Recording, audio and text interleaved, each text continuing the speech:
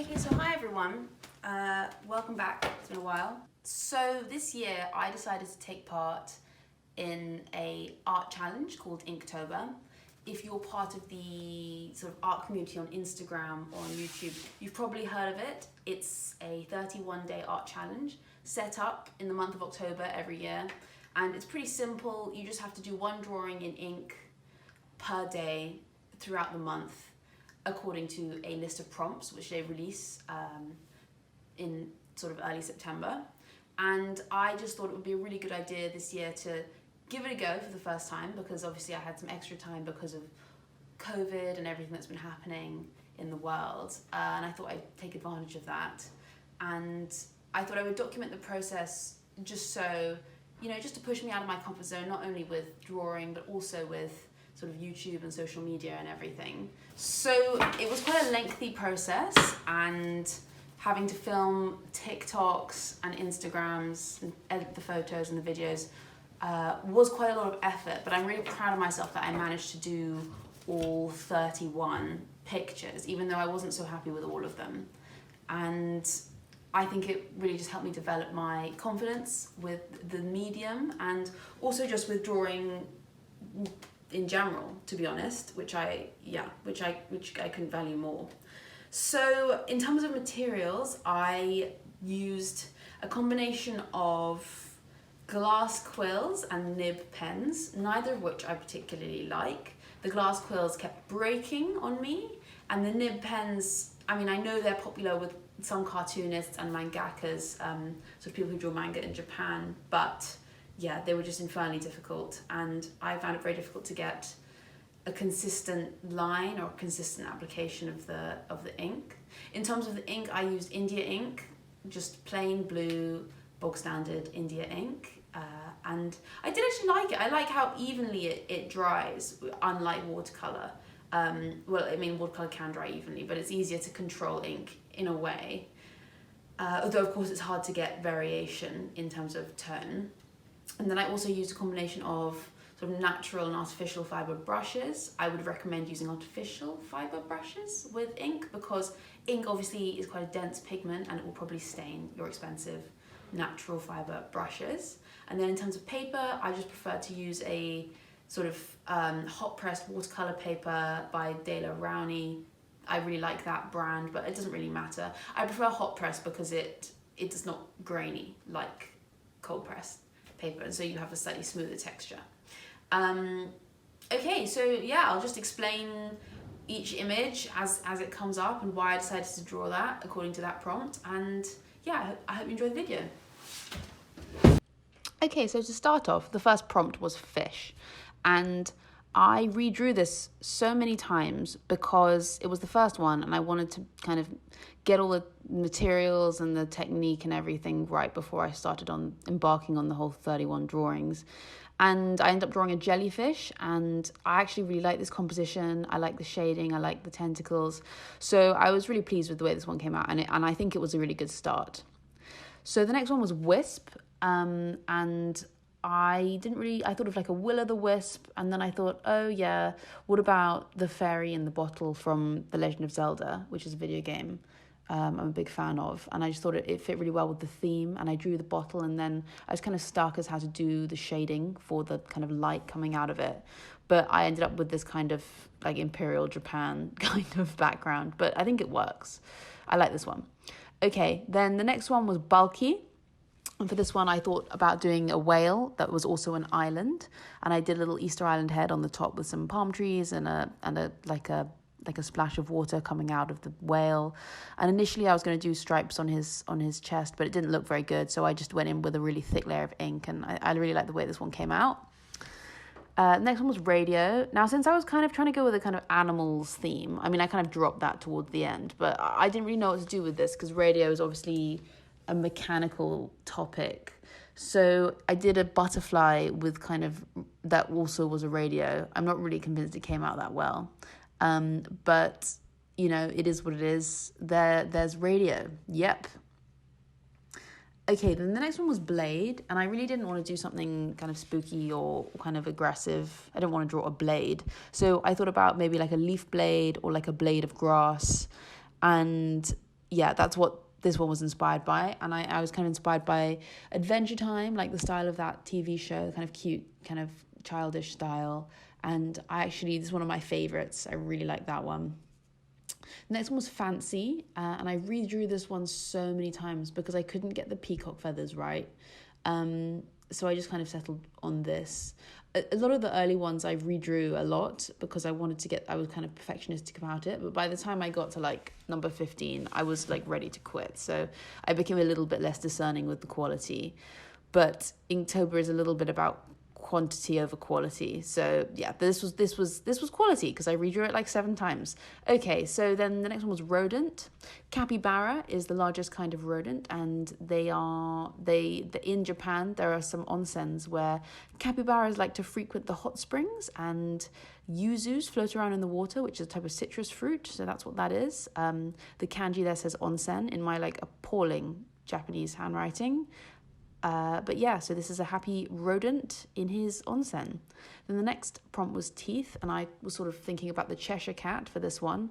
I don't actually like the way the teeth came out. I'm not really sure why they're so wonky and weird and like human and rodent at the same time. I wish I'd just done a slightly more stylized style for the teeth, but I didn't. And this is what we ended up with. I like the overall composition though. I like the tree bark and the moon and everything. So yeah, it could be worse.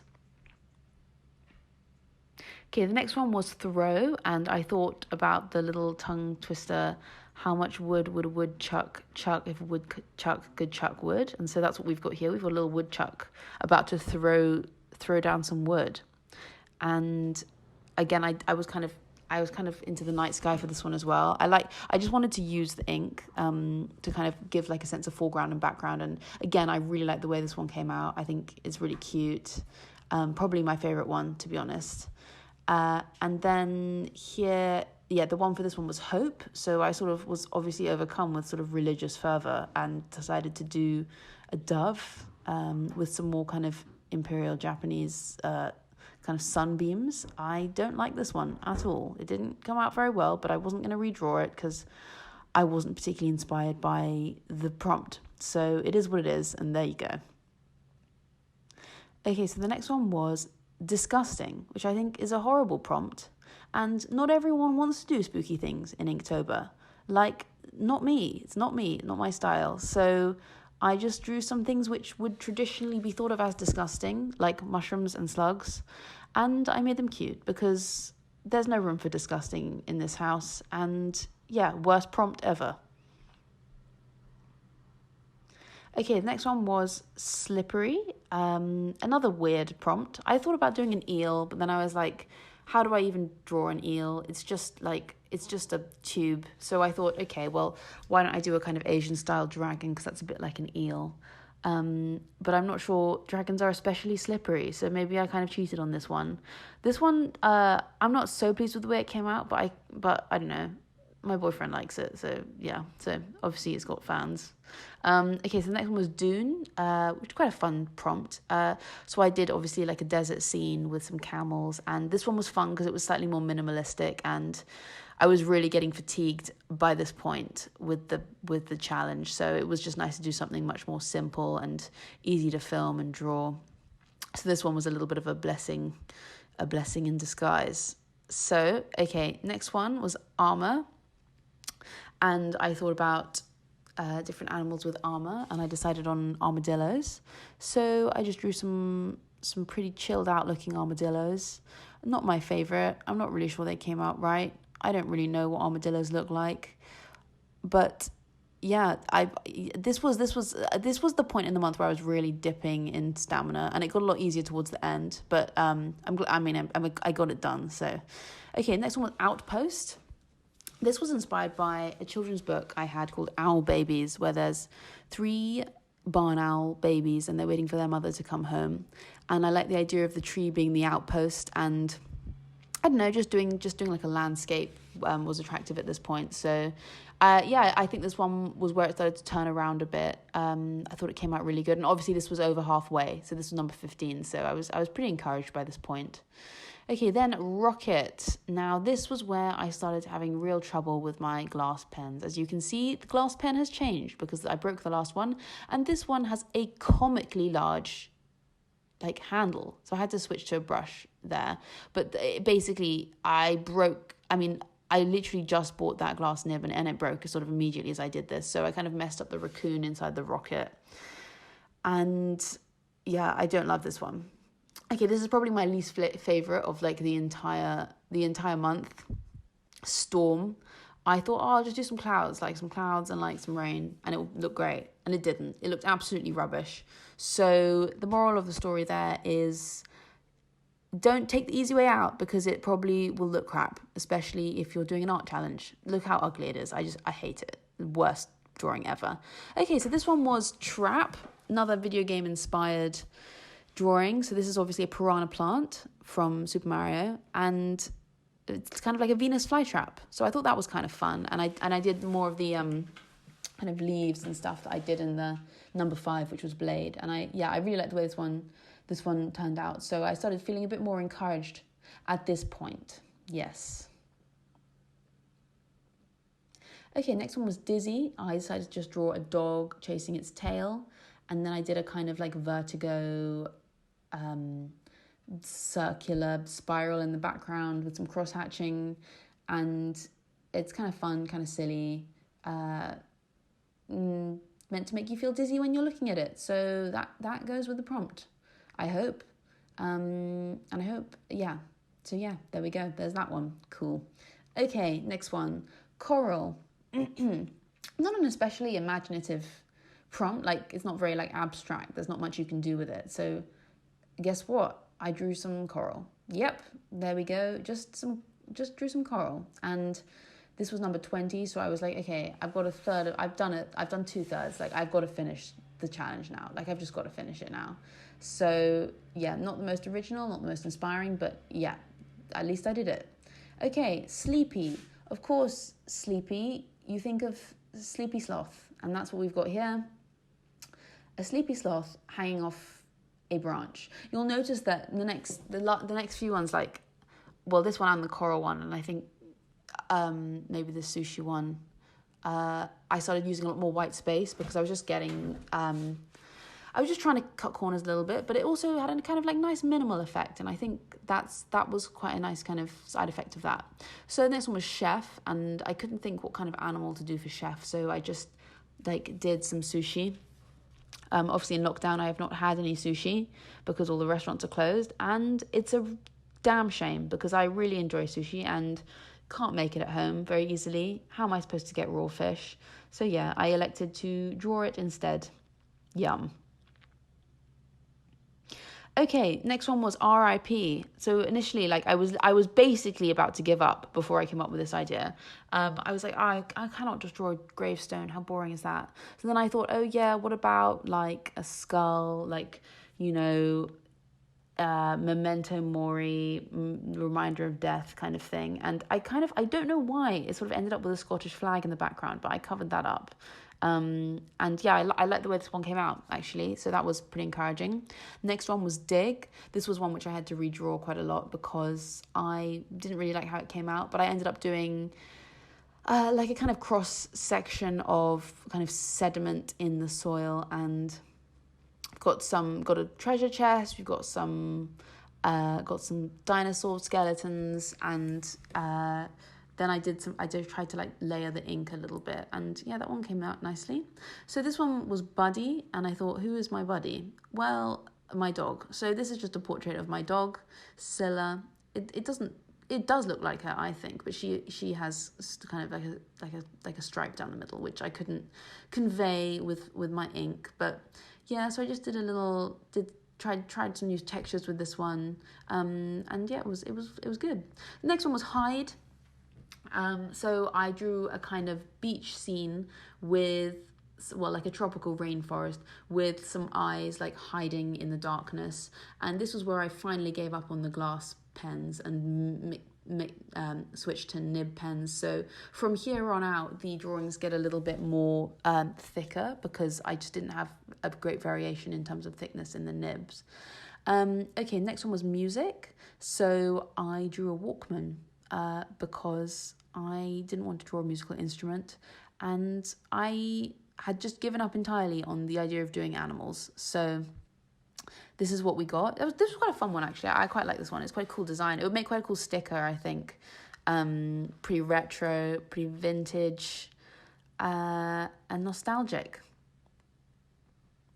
Okay, the next one was float. I imagine this prompt had the idea of like getting people to draw the Pennywise from Stephen King's It, because that's like his catchphrase. But I thought, no, Inktober, I refuse to do spooky things.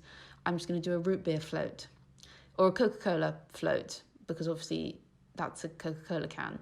And this one was it was okay. Like, it didn't come out the best, but it is what it is. Okay, so the next one was shoes, and by this point in the month, I had discovered JoJo's Bizarre Adventure, which is an anime, and the shoe is a JoJo's reference. Let me know if you what about this shoe is a JoJo's reference. But yeah, I was just trying to put some details on the shoe and thought, yeah, why not have a little bit of fun here. Okay, and then the final two, ominous. So this was obviously like the day before Halloween, and like we've been carving pumpkins. So I was like, okay, pumpkin's pretty ominous. This is the closest I'll come to spooky in Inktober. It's like a spooky pumpkin. So yeah, this one I probably should have redrawn because I kind of messed up the cross hatching, but I just kind of wanted to get it over and done with. So that's what I ended up doing. I did some kind of Tim Burton swirls in the background, and yeah. Okay, and then finally, the last prompt was cruel, and I was like, I don't want to do this. I want to have an Inktober which really finishes off the theme of Inktober.